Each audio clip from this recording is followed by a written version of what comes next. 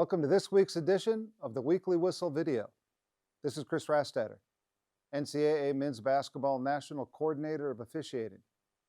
In this week's video, we will discuss the concepts of coverage and whistle discipline, along with having an open versus closed look at a play. Let's get started.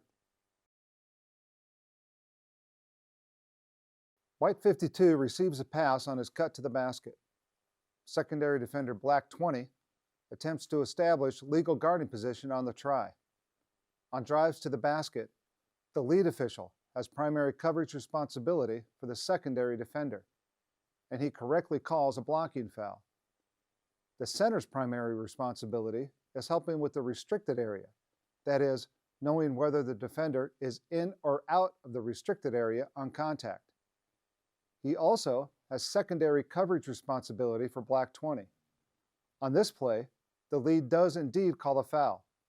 The center demonstrates poor whistle discipline by having an unnecessary whistle on the play.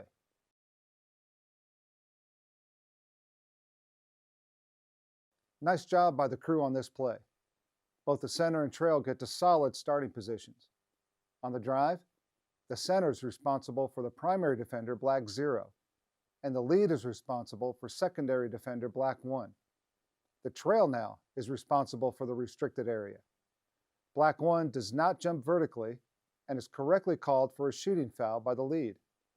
The center on this play demonstrates excellent coverage and whistle discipline and does not blow the whistle. Well done by the crew. In previous weekly whistles, we discussed the importance of creating the best angle possible to see a play. The next three plays illustrate the difference between an open and closed look.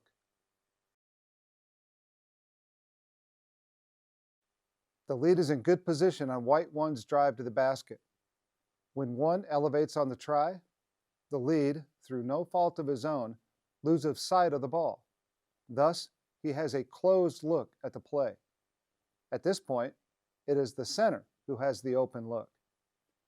The lead is unable to see Red 12 knock the ball free, and he incorrectly calls a travel violation. Officials are trained to not blow the whistle with a closed look and trust their partners to make the call. The lead has poor whistle discipline on this play.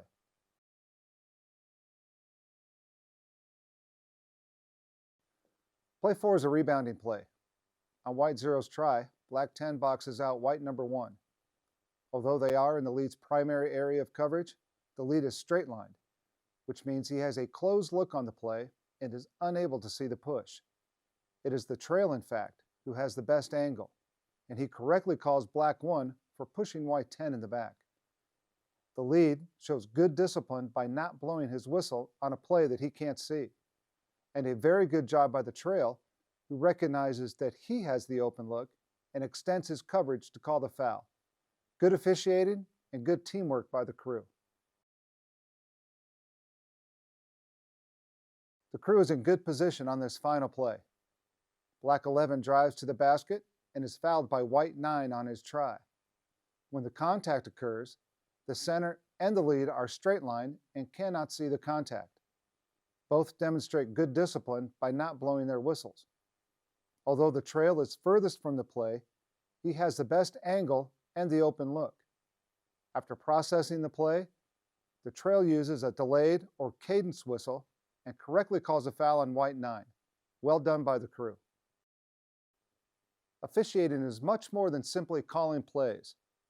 The process officials use leading up to the whistle are just as, if not more important, than the call itself. Having discipline, understanding when you don't have an open look, and trusting your crew are all part of a solid foundation of officiating fundamentals. Thanks for watching this week's video. I hope you enjoyed this in-depth look at the world of officiating.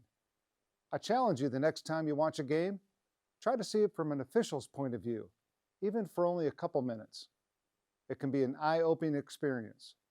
Have a great week, everyone. See you next time.